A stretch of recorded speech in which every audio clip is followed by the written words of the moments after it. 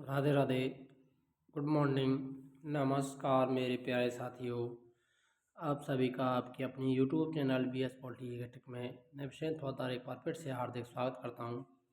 मेरे प्यारे साथियों, लक्ष्य वेदी बैच के अंतर्गत हमारी राजस्थान जी की जो क्लासेस स्टार्ट हुई हैं उनमें आज आपके लिए हम राजस्थान का नामकरण और ऐतिहासिक तथ्य, राजस्थान ज्योग्राफी को यहाँ पर कवर करने वाले हैं। राजस्थान का नामकरण और ऐतिहासिक तथ्य पढ़ेंगे, परिचय पढ़ेंगे और उसका विस्तार भी पढ़ेंगे। ठीक है। ऋग्वेद में राजस्थान को ब्रह्मरथ कहा गया है या ब्रह्मवद भी कहा गया है।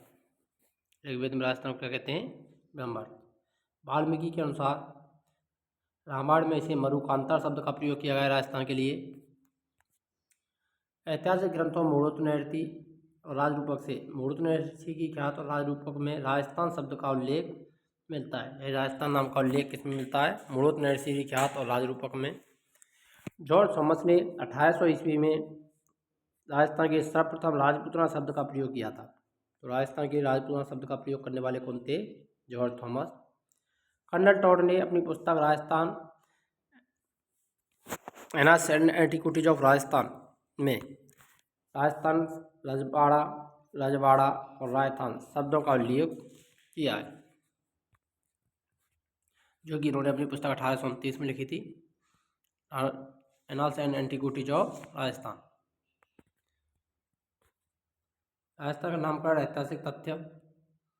राजस्थान शब्द का पहला अभिलेखीय प्रमाण की बात करें तो विक्रम संवत 682 या 625 ईस्वी में के बसंतगढ़ सिलूज अभिलेख में मिलता है, जो राजा श्रीवर्मल के समय का है।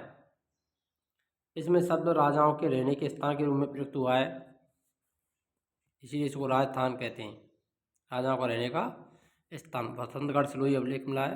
राजा श्रीवर्मल प्रांत के निर्माता है और राजाओं के रहने का स्थान होने के कारण से राजस्थान नाम दिया गया। विधिवत रूप से नामकरण की बात करें तो राजस्थान का नामकरण एकीकरण के दूसरे चरण में 25 मार्च 1948 को हुआ। भारत सरकार द्वारा इसे विधिवत रूप से 26 जनवरी 1950 छठे चरण में राजस्थान नाम दिया गया।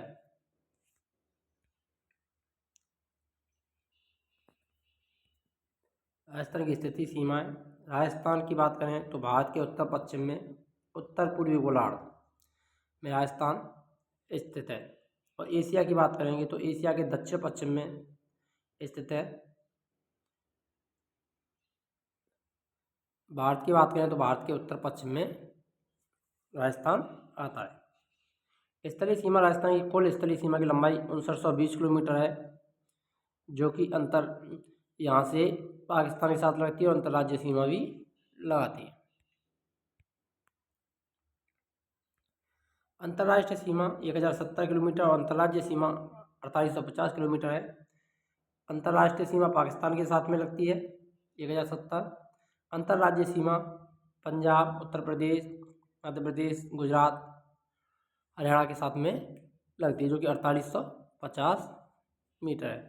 पंजा, हरिका, उत्तरा, मध्य, गुजरात। इस ट्रिक के जरिए आप आसानी से 5 पड़ोसी राज्यों को याद कर सकते हैं: पंजा, हरिका, उत्तरा, मध्य, गुजरात।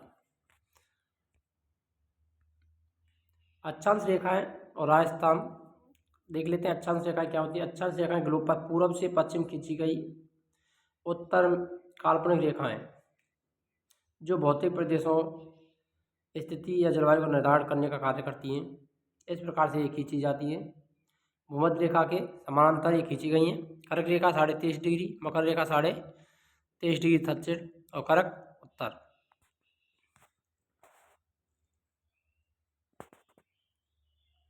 यहाँ पर जलवायु प्रदेश और एक तरफ भौतिक प्रदेश। जलवायु पेटियाँ निर्धारित की जाती हैं, भौतिक प्रदेश भी निर्धारित किए जाते हैं इनके द्वारा। ग्लोब पर कुल अक्षांशों की बात करें तो 181 अक्षांश, अक्षांश रेखाओं की बात करें तो 179 है। अक्षांश 181 लेकिन रेखाएं 179 है। अक्षांशों की संख्या पूछी जाए तो 181 और रेखाएं 179। दो अक्षांशों के मध्य के क्षेत्र को कटबंध यानी जोन कहा जाता है। शीत कटबंध, शीतोष्ण कटबंध, उष्ण कटबंध, शीतोष्ण कटबंध और शीत कटबंध।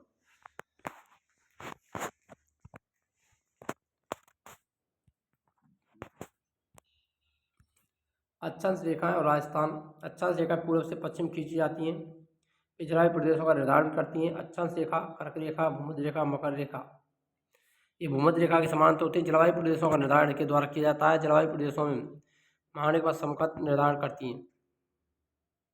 जलवायु प्रदेश में कारमट मार्कर का निर्धारण भी किया जाता है।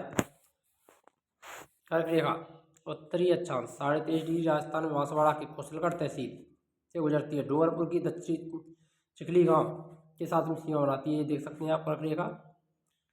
कुशलगढ़ तहसील मध्य बांसवाड़ा, चिखली गांव डूंगरपुर का दक्षिणी सीमा। उत्तरतम गांव की बात करें तो गंगानगर और हनुमानगढ़ जिले आते हैं। कर्क रेखा पर जिले की स्थिति, कर्क रेखा सबसे नजदीक जिला मुख्यालय बांसवाड़ा और डूंगरपुर है। दूसरी ओर सबसे दूर मुख्यालयों की बात करें तो गंगानगर हनुमानगढ़ है, जो कर्क रेखा से सर्वाधिक दूरी पर स्थित है। देशांतर रेखा और समय की गणना की बात करें, देशांतर रेखा उत्तर से दक्षिण, पूर्व से पश्चिम खींची जाती हैं। भौतिक सीमा और समय का निर्धारण किया जाता है इनके द्वारा।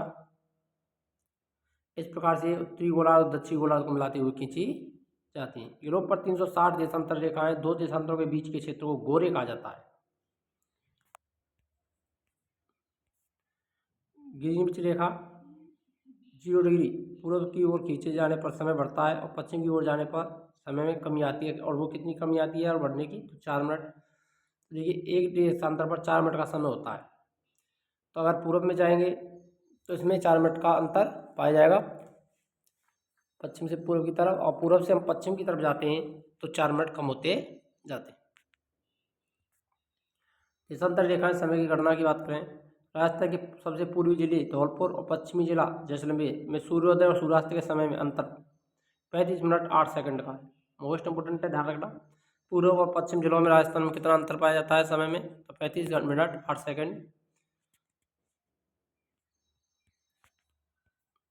उदाहरण, यदि धौलपुर 78 डिग्री पूर्वी देशांतर में सूर्योदय 5:55 पर होता है, सुबह के 5:55 होता है, तो जैसलमेर में 70 डिग्री पूर्वी देशांतर में 8 डिग्री के अंतर के कारण सूर्योदय बाद में, यानी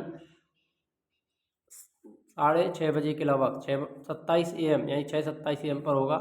अतः 8 डिग्री अंतर और 8 गुणा 4 32 मिनट का अंतर आ जाता है। तो डिग्री 8 का अंतर है तो 32 मिनट का अंतर इसमें आ जाएगा। धौलपुर 5:55 हो रहे हैं तो जैसलमेर 6:27 होंगे। अगर आपको वीडियो अच्छी लगी हो तो वीडियो को लाइक करें, शेयर करें, और चैनल पर नए हो तो चैनल को सब्सक्राइब करना ना भूलें। मिलते हैं नेक्स्ट वीडियो में नए टॉपिक के साथ में। तब तक के लिए जय हिंद, राधे राधे, जय श्री कृष्ण।